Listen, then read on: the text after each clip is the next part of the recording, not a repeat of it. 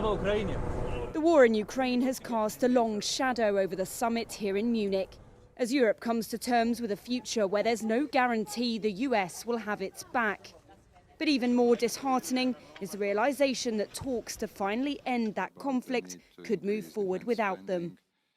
If we are supposed to take some responsibility, Europe must sit at the table as well.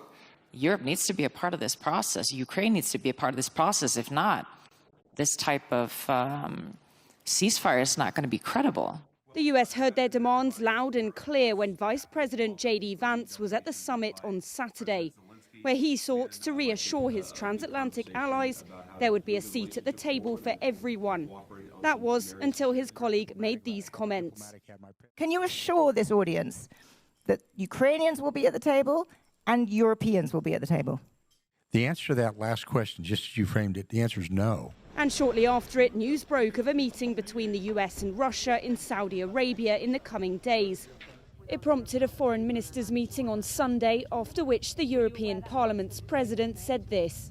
Well, we've seen different versions of what could happen in the next few weeks and months, and I think our focus is on what we can do, and that's why the European discussions on defence, on what we will do, on how we are going to continue to counter any arguments that could be based on facts, but that could be, let's say, clarified. We're here to do that, and we'll do it with self-confidence. Others are simply confused by the mixed messages coming out of Washington. I just feel like everybody here at Munich Security Conference, and frankly around most of the world, they'd like to know what do we stand for? I mean, what are we committed to actually doing? What is the desired end state? And that's what's missing. From here, the uncertainty moves to Paris, where the heads of state of Germany, France, Italy, Poland, Denmark and the UK will meet for emergency talks on Monday. The US says just because they aren't in the room doesn't mean their voice won't be heard.